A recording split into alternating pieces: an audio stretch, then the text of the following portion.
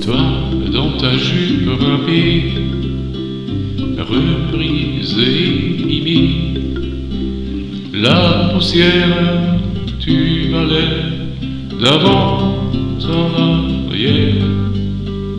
Surtout, faut pas manquer la toile d'araignée quand tu t'emmènes vers la fontaine.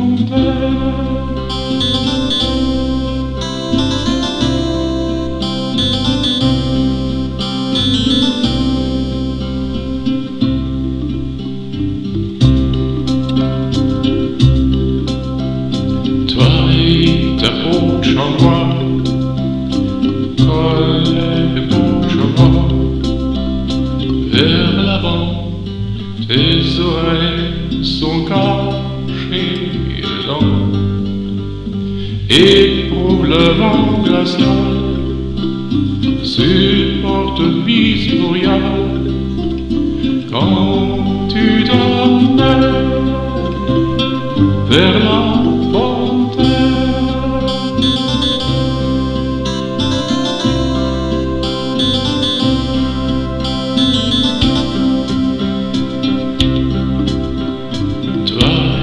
Ta cruche d'huile, chancelant de cruche d'huile, les pieds blancs, les pieds nus, c'est bien, mais non, endure gravier, comme une cisaille tes pieds, lorsque tu t'amènes vers la fontaine.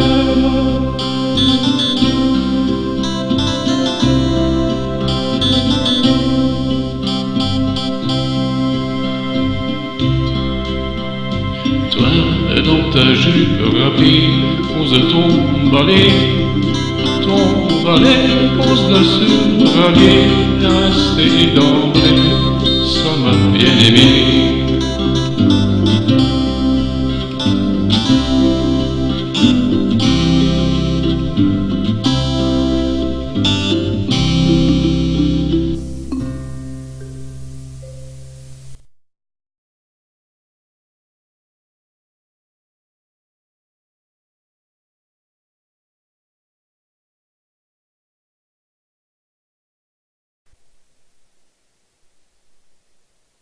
Économie, une solution naturelle. Un vivier, avec le temps, il se rétrécit et de plus en plus de pêcheurs veulent y pêcher.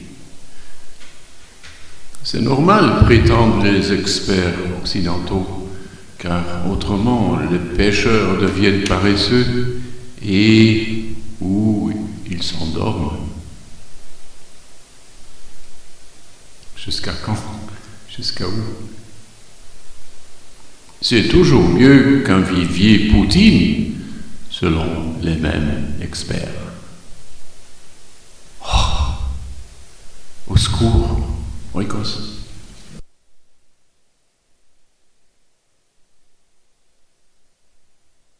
Dis, toi, où étais-tu si longtemps?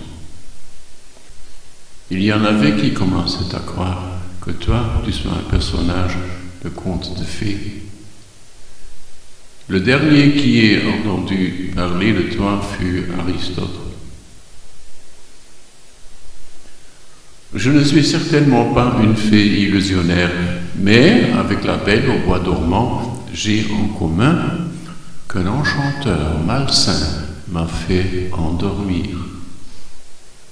Aujourd'hui, mes membres s'éveillent de nouveau. Je serai heureuse de vous revoir. Mais comment on te reconnaîtra? Ta demi-sœur est forte en camouflage. Quels vêtements tu porteras?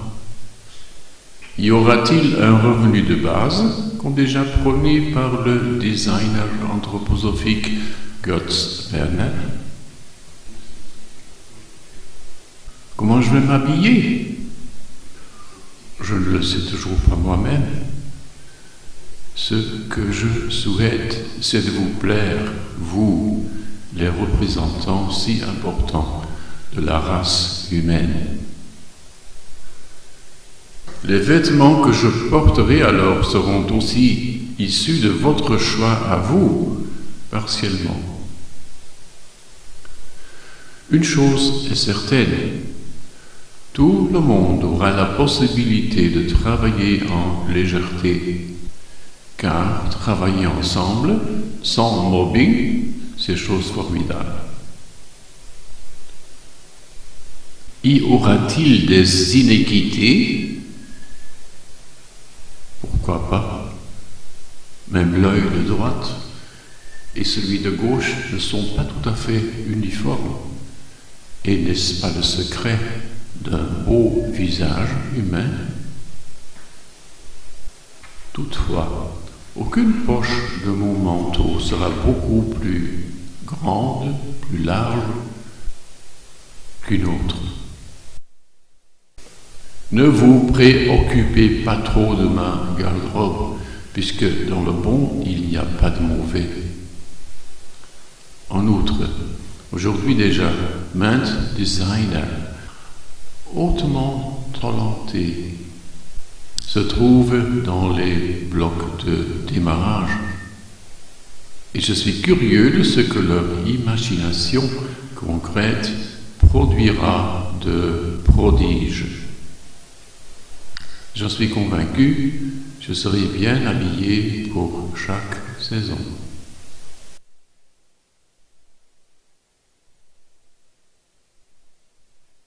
Les tricheurs de la liberté.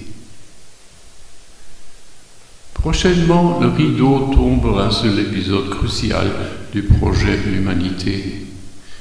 Et il n'est pas de mise pour quiconque de huer certains protagonistes, même pas les tricheurs de la liberté. Ce qui pourtant sera nécessaire, c'est de faire une session X-ray sans pitié des enseignements au sujet de la perversité. Il ne sera pas question de revanche, mais aucune particule d'une telle doctrine aura accès vers le nouveau monde. Quand j'approchais ma 4e décennie personnelle de vie, je me suis enseveli dans les écrits de Rudolf Steiner, où, pour la première fois, j'ai entendu parler d'un péché contre le Saint-Esprit. Mais qu'est-ce que c'est que ça? Me demandais-je. Et en continuant ma lecture acharnée, je n'avais pas le bonheur d'éprouver de l'indulgence de la part de Steiner, en trouvant dans ses œuvres une vraie explication. Typiquement Steiner. Toutefois, déjà les questions qu'il a su évoquer dans mon esprit, ce furent les cadeaux les plus précieux qui existaient à ce moment de ma vie. Merci, Rudolf. En effet, c'est quoi ce péché? Est-ce le fameux péché originel? De mes études en sciences économiques à l'université, ce que j'ai vraiment voulu transporter dans la vraie vie fut minimal, sauf, évidemment, cette sûreté profondissimée. Que les sciences économiques ne sont pas vraiment des sciences, plutôt pour 50% de la pathologie et de 50% de gestion d'endettement. Ce dernier pourcentage ayant une courbe d'accroissement ahurissante. Je répète, indoctrination raffinée, manuel camouflé de gestion d'esclavage global. Pourtant, même là, se trouvait une exception. et elle m'a hanté jusqu'aujourd'hui. C'est une notion, un terme provenant de Joseph Schumpeter, 1883 jusqu'à 1950, qui était membre célèbre de l'école économique autrichienne, qu'on nomme aussi l'école classique. Cet homme me conduisait plus tard à une compréhension limpide du péché contre le Saint-Esprit. L'observation d'abord, on est au mois d'avril, en dehors, devant mes yeux et ma fenêtre, le printemps se développe. Il se développe, mais il ne se dérégularise pas. Si j'avais accès visuel aux canicules intérieures du hêtre ou dans l'églantier, directement là où ce procès d'accroissement et de création se déroule, j'y pourrais apercevoir un disloquement continu et multiple, où, devant ma perceptibilité accrue, je discernerais sûrement une multitude de particules qui, après chaque scission, tendent leurs antennes minuscules vers une nouvelle connectivité, pleine de verve auprès de cet enveuvement provisoire. Le nouveau ou la nouvelle élue aura alors sans aucun doute possible un plus haut degré de transparence que le ou la délaissée, ce qui veut dire une plus grande dose en substance numérique. Fini la lourdeur, passé l'étroitesse, commençons par le bois, à travers la feuille, jusqu'au plus haut étage, la fleur. Cette façon de disloquement, de séparation, a un sens supérieur et juste, car elle a en soi la tendance continuelle en direction du soleil, de la clarté et de la générosité. Il n'y a pas de vrai perdant dans ce procès. Même la plante dans son ensemble fleurit. Et cela, on l'appelle aussi dévouement. L'arbre, la plante se développe, et c'est bien comme ça, car ici, on a affaire à la destruction créative.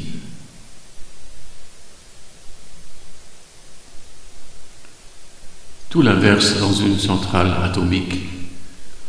Ici, les particules sont disloquées, qui normalement devraient rester ensemble, car uniquement scellées comme ça, un domptage nécessaire soit garanti pour des forces, des substances, qui, de leur propre chef, ne tarderaient pas longtemps à se permettre des équilibrations incontrôlées, pour le moins dire, en endommageant, même détruisant leur voisinage. Leur conglomération fait partie d'un plan sage, en vue de garder en équilibre tout le système de fondation, soutenant la création dans son ensemble. Il s'agit là d'une plateforme, à défaut de laquelle les engrenages s'entre-détruiraient. Et le tout est enroué par le dessous. C'est une question de successivité. D'abord est attribué un degré de liberté supplémentaire à ces substances qui ont mûri. Et pour les autres, attendre est de mise. Patience, une qualité primordiale, née dans les cieux.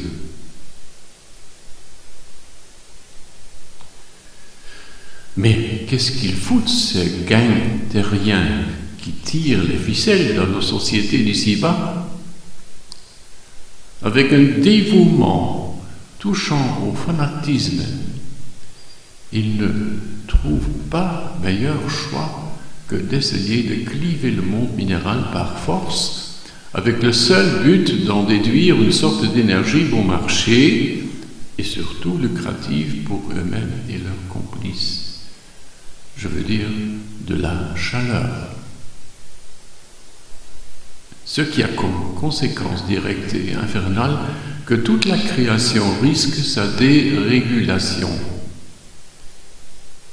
Là, on n'aura plus la permission de parler de destruction créative, plutôt de créativité destructive. Jusque-là, le terme de Schumpeter, à l'inverse. L'ingénierie génétique façonne également d'après ce modèle. En plus, le cancer, ainsi que la soi-disant économie de marché. Pour engendrer un profit des soi-disant élites, les fondations, les piliers de la terre seront détruites. C'est l'école même que ces élèves déroutés démolent à fond et incontournable. Écoutons ce qu'a été dit à cet égard dans la chambre d'études de Faust. Méphiston, je ne puis que l'admettre que je sorte d'ici m'interdit rien que ce mince obstacle, ce pentacle sur le seuil. Faust, quoi? Ce pentagramme te fait de la peine? Et dis-moi, toi, fils de l'enfer, si cela t'empêche de sortir d'ici, comment tu as fait pour entrer? Méphiston, regarde-le bien, il est mal dessiné. Un des angles, celui vers l'extérieur, est, comme tu vois, un peu ouvert. Au ras où le pentagramme est monté correctement, le diable doit rester dehors. Là, il n'a rien à dire. Au printemps, dans un être, il est. Comment ça? Je m'explique. Fibonacci, observateur de la nature, qui vivait au XIIIe siècle, avait remarqué que le nombre d'hôpitaux aux fleurs le long de son chemin se manifestait d'après un certain système. Pour le lys, 3. Pour le iris, 5. Pour le renoncule, 8. L'encolie, 13. Calendula, 21. Aster, Marguerite, 34, 55, 89. Cette progression de nombre, il le découvrit un peu partout dans la nature. Par exemple, une pousse de hellebore démarre par une seule feuille. Après vient une supplémentaire, suivie par 2, 3, 5, 8, 13. Les formes en spirale qui se produisent sans limite dans l'environnement sont elles aussi conçues à partir de cette rangée numérique singulière. 8, c'est 3 plus 5. 13, c'est 5 plus 8. Ensuite, 5 divisé par 3, c'est 1,6666. 8 divisé par 5, c'est 1,6. Et 13 divisé par 8, c'est 1,1625. Et enfin, 89 divisé par 55, c'est 1,61882. Ce qui correspond avec le quotient phi. Le nombre d'or, d'ailleurs une syllabe qu'on retrouve dans le nom de l'architecte Phidias, spécialiste de l'introduction de ce nombre dans les bâtiments de la Grèce ancienne. Le nombre d'or, c'est l'essentiel même de l'harmonie céleste sur Terre, qui se développe partout depuis ce quotient. On pourrait le désigner également comme signe de développement organique. Et c'est juste cette formule que l'on découvre dans le pentagone ainsi que le pentagramme. L'étoile a 5 pics, par exemple en divisant sa diagonale par son côté. Mais les touches, même les points de touche de ces diagonales, en engendrent un autre quotient phi, chaque fois plus petit d'un facteur 1 divisé par phi en quadrature. Le pentagone ou gramme déborde quasiment de cette section dorée de Fibonacci et d'harmonie voulue par Dieu. L'étoile du Saint-Esprit, de la Shekinah, qui met toutes sortes de diables en détresse. En jouant le petit kobold dans l'abri de l'obscurité, on peut tourner l'étoile dessus-dessous, de sorte que la pique supérieure se retrouve en bas et les pieds virevolent dans l'air. Ce signe inversé porte un nom, Drudenfuß, pentacle, et dans la chambre d'études de Faust, il doit s'y avoir caché un rat qui avait l'insolence de grignoter à la monture. Le Drudenfuß renverse les lois du développement harmonieux qui, aussi en sens inverse, conservent une partie de leur influence. On se demande à quoi aboutit cette influence, cette force cachée, inversée. Eh oui, Nagasaki, Hiroshima et la bourse. Fibonacci à l'envers. Dérégulation par créativité destructive. Le péché contre le Saint-Esprit.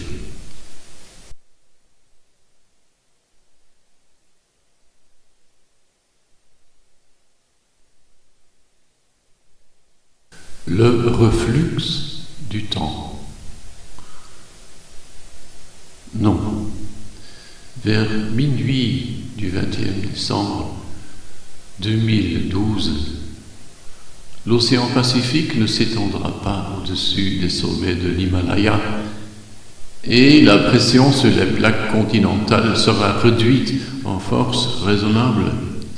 Aucun d'entre eux ne se sentira obligé de changer de lieu, en tout cas, pas encore. 2012, ce sera sans doute du cinéma hors du commun, mais certainement pas du genre Hollywood. Cette fois, le régisseur s'appelle Dieu de l'Élysée et pas Roland Emmerich de Ludwigsburg. Comment savons-nous qu'il existe vraiment, ce Dieu ?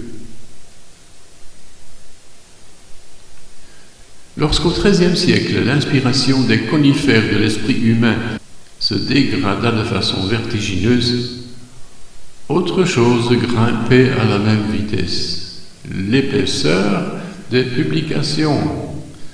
et la gravité hautaine dans les visages des savants, se sachant importants avant tout, en premier lieu ceux qui tentaient de prouver l'existence de Dieu.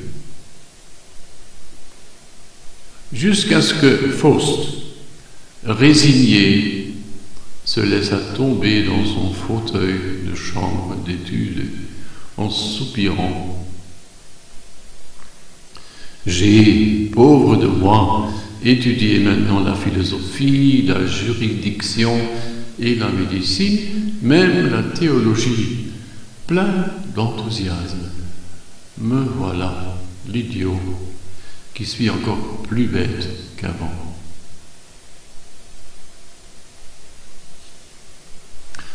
En lisant ces vers, les esprits plus simples, clandestinement se moquent un peu, car une ambition pareille n'aurait jamais été la leur. Ceux dont je parle, ce ne sont pas les liés des cinglés, plutôt ceux mentionnés dans le sermon à la montagne. Bénis les pauvres en esprit. Le texte original grec après le mot ptochoi, et ces ptochoi furent tout sauf bêtes, car ils réclamaient, ils suppliaient de l'esprit. Ainsi la traduction plus précise. Il ne faut pas beaucoup pour falsifier une source écrite, déjà une traduction inadéquate d'un mot clé suffit. Alors, comment s'approcher de Dieu avec une chance de succès un peu plus grande que chez ces théologiciens? En respirant, tantôt inspirer, tantôt expirer, et ainsi de suite, sans pression, sans hatha yoga, en s'observant soi-même,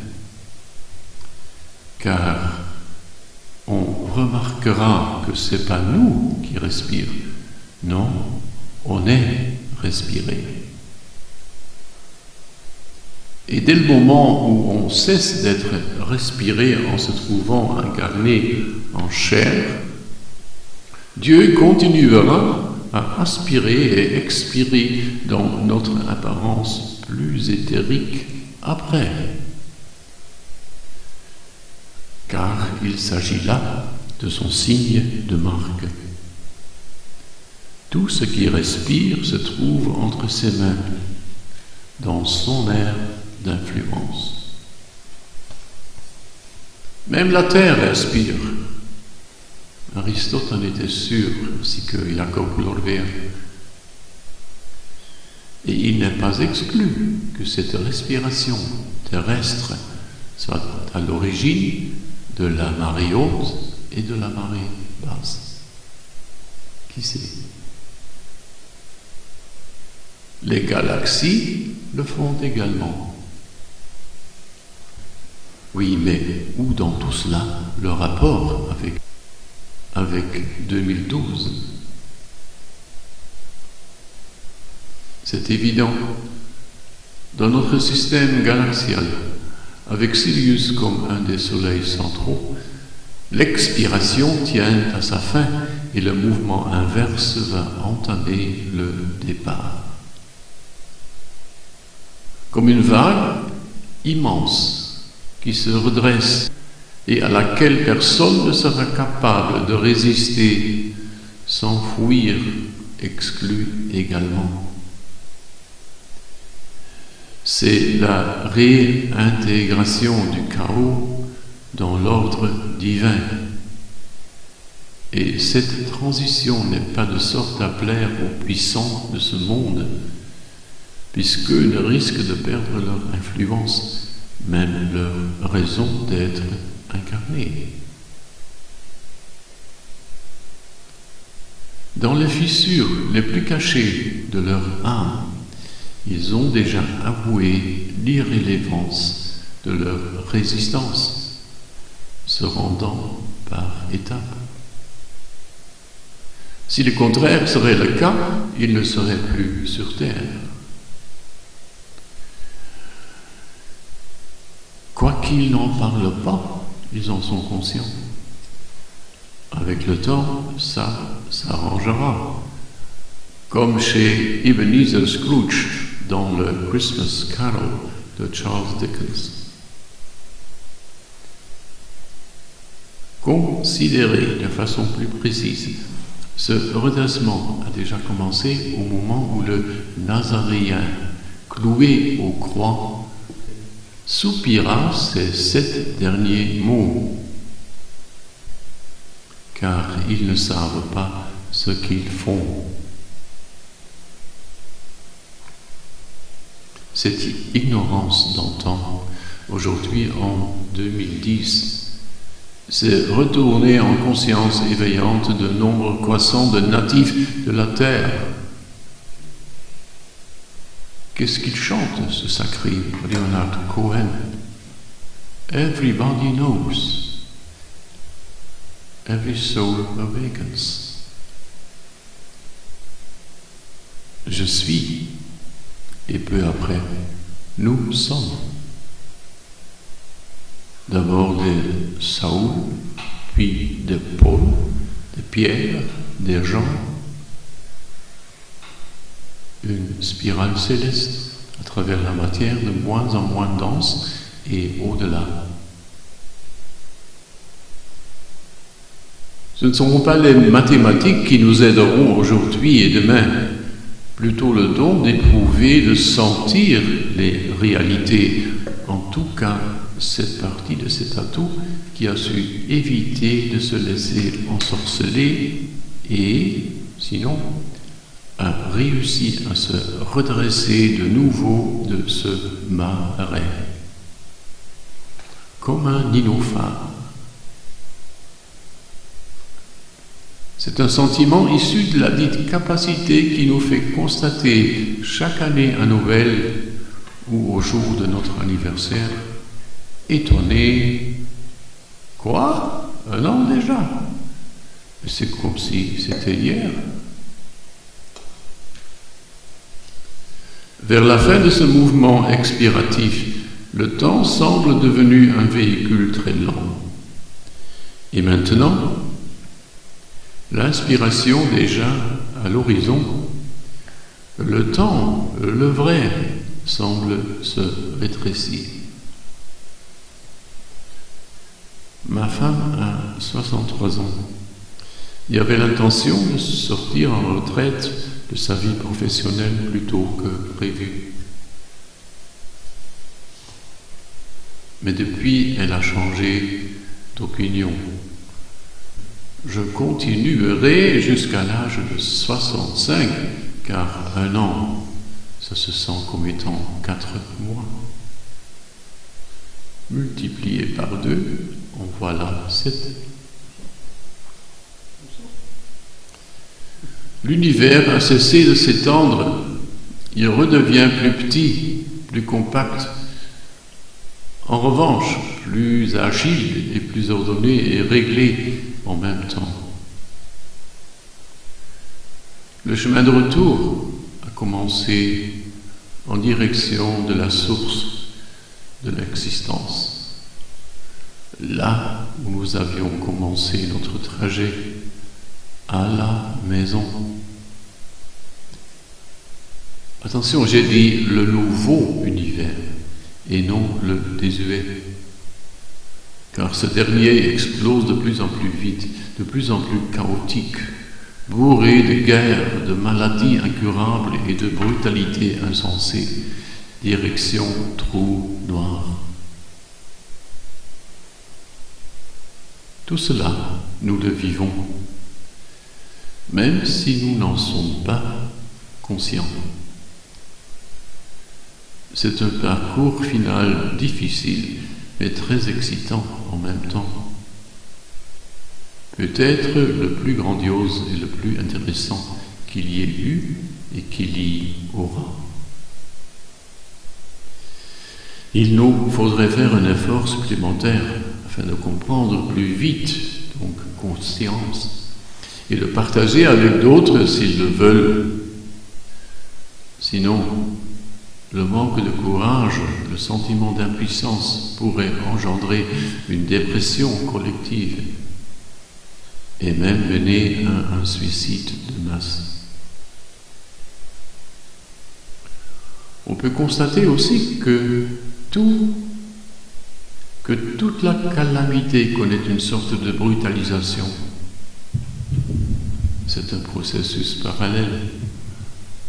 En illuminant au maximum ce côté noir des événements, il sera plus facile d'introduire l'inverse qui le transformera, en tout cas partiellement. Toute l'injustice, l'inégalité en matière de richesse et influence, le cynisme, la torture, l'esclavage, l'addiction, les épidémies, la cruauté, l'abus des animaux, ne pas nier, la pauvreté, ne pas minimaliser, se solidariser, au moins émotionnellement. Les grands événements jettent leur ombre déjà en avance. Une d'entre eux fut la crise financière. Une bulle écœurante fut transpercée d'une piqûre au moment pile. N'empêche que l'événement de base qui changera tout du fond, n'a à vrai dire pas encore commencé. Jusqu'ici, tout ressemblait école, entraînement, rendre transparent. Mais après 2012, le changement prendra de la vitesse. L'impatience de la Terre qui reprend le chemin vers sa parenté, vers les Pléiades et au-delà. Vers où? Mon Dieu, que ça devient passionnant. Incroyable qu'il nous sera donné la chance d'y pouvoir participer. Le pourrons-nous? Je veux dire, dans ce corps-ci, menacé de cancer, gangreneux de morbus Crohn, menacé de méningite.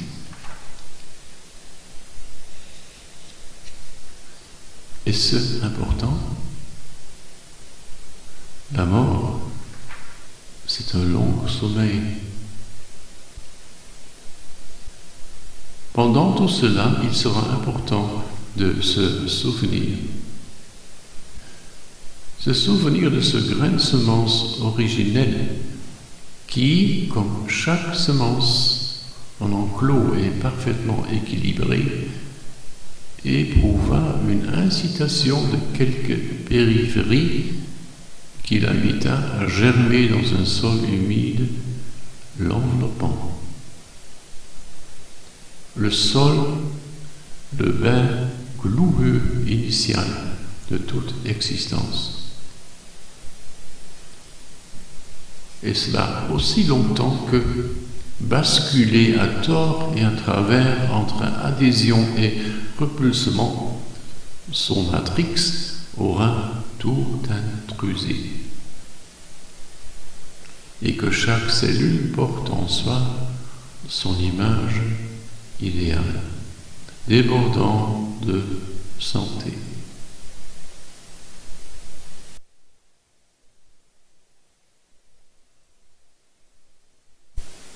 Capitalisme, communisme. Allez oust dans la benne. Il ne faudra pas que les glaces éternelles qui fondent. Enlève-moi ça dans l'océan, le fluidum de base, ce qui n'est pas l'équivalent d'une égalisation vers la banalité, Au contraire, pas de compromis au Dieu, mais résurrection de la matière dans l'ordre des choses. Le fluidum mentionné ici, c'est la substance à partir de laquelle est commencée toute création. Après nos excursions un peu galactiques du chapitre dernier, revenons sur Terre. Quels seront les critères qui valent dans ces communautés de futur après la disparition de tous ces ismes qui n'avaient qu'un but éducatif? Il est impossible de le dire, comme il est impossible de monter un wagon de train avant qu'il soit arrivé dans la gare d'attente, après tant de gares avant. Cependant, il est permis, il est même recommandé d'en laisser pousser quelques idées. Des idées comme des présents. Après tout, la répétition de ces clichés ésaux et ces apocalyptiades vaguement formulés à la fin ne servent qu'à un narcissisme vain. Quel genre d'organisation de société pourrait éventuellement reprendre la relève de la chaotique actuelle? Moi, je l'appelle démocratie cellulaire. La cellule est l'unité fondamentale de tous les êtres vivants dans la nature. Par exemple, nous, les hommes. Des clusters de cellules semblables forment un tissu, comme l'ensemble de la musculature. Plusieurs tissus différents mais adjacents et en conglomérat constituent un organe, par exemple l'estomac. Chaque cellule dispose d'un noyau. Il contient le matériel génétique, le DNA. C'est pourquoi dans chaque cellule séparée, le photocalque bleu de l'unité ainsi que la conscience mesurant l'ampleur est caché. Cette unité, conçue comme le partenaire de Dieu, a une forme, la silhouette humaine, au sein de laquelle les systèmes organiques travaillent ensemble de façon optimale. La digestif, la respiration, le cognitif. Chaque cellule est consciente du fonctionnement de tout, ainsi que de sa propre contribution là-dedans.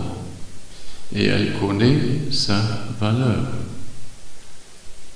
Elle sait par exemple qu'il n'y ait ni meilleur ni pire, ni plus haut ni plus bas dans cet ensemble. En tout cas, pas une hiérarchie mal comprise. La cellule suivante dans le creux de l'aisselle gauche sait ce qu'elle vaut et elle n'envie pas la cellule qui fait de son mieux dans l'œil. Il n'y a ni compétition, ni petit sourire hautain dans leur relation, car eux tous sont au courant de la valeur de l'autre. Et voilà, je viens de faire une description de la communauté humaine dans un futur pas très lointain. On pourrait l'appeler aussi une démocratie oikos. Mais attention, pas si vite. Désormais, la plupart des mots ont été souillés, crottés, même les notions chrétienté, amour ou chaleur cordiale. De là, correction minuscule mais vitale. Démocratie cellulaire, ça n'est pas tenable. Mieux vaut humanocratie cellulaire. N'oublions pas que déjà Platon se méfia de ce régime potentiel d'élus populistes chancelants, qui de nos jours pourraient se réjouir d'une marcotte inattendue et horrifiante, issue des milieux intellectualisés, culturalisés, illuminés, soi-disant. Les humanistes, les vrais, ne sont-ils pas devenus dépressifs, fous, longtemps avant que les lumiéristes du siècle de néon avaient inondé de scepticisme les grandes entrées et les highways menant au sunnisme? Des valeurs en pelure de mouton. Humanocratie, c'est déjà mieux. Accès interdit à la démocratie atomaire ou moléculaire, répandue un peu partout. Laissons se disputer ces démocrates de base qui organisent leurs jaseries, leurs réunions de papotage et leurs consultations populaires. Ça ne nous dérange point, nous les global and local players, nous les investisseurs Morgan Stanley de l'instant décisif. Notre Dieu, il est pragmatique et s'appelle le démon de la rentabilité. Et lui, contrairement à d'autres, il gagne toujours. Quelle cruauté, quelle vérité, quelle myopie. Les atomes, les molécules, c'est de la physique et de la chimie. Alors, le système d'arrangement et de réglementation interne dans les prisons de la nature.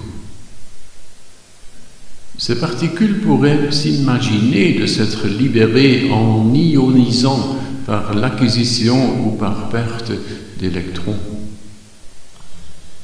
Ils polarisent, pas plus, plutôt moins, car en le faisant, ils s'enficellent dans un grillage encore plus rigide qu'avant.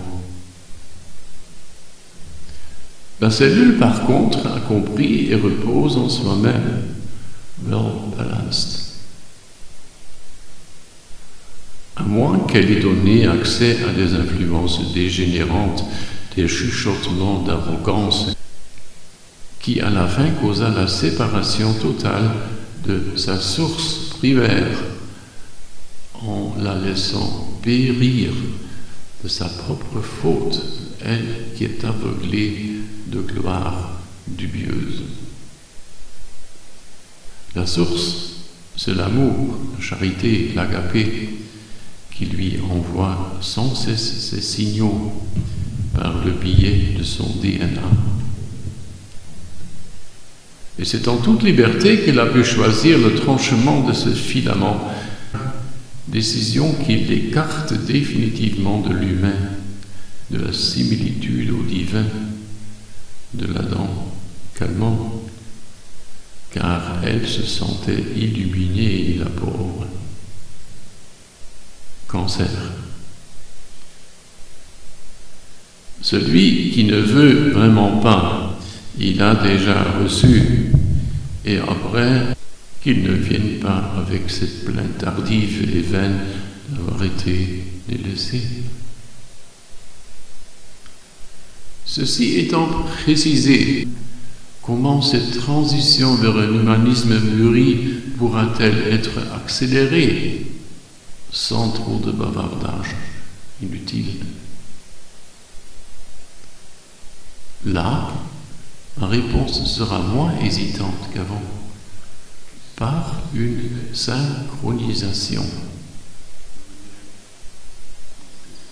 Les idées imbibées d'inspiration réelle liées à une intention de les mettre en œuvre, celles-là sont dynamiques au lieu de statiques, car ils seront soutenus. Comme déjà expliqué en sens métaphorique, sous forme d'un grand arbre qui laissera tomber son tronc, abaissé par la foudre, précisément au-dessus d'un abysse qui bloque la route. Un exemple impressionnant des dernières années, la présidence de Barack Obama. Encore 2 mois avant la date de vote, la plupart des journalistes sérieux l'avaient déjà abandonné. Oui, bon orateur, charismatique, mais pérorant, imposteur, rêveur, socialiste romanesque, qui surtout ne comprend rien de l'économie, des affaires et des lois du pouvoir.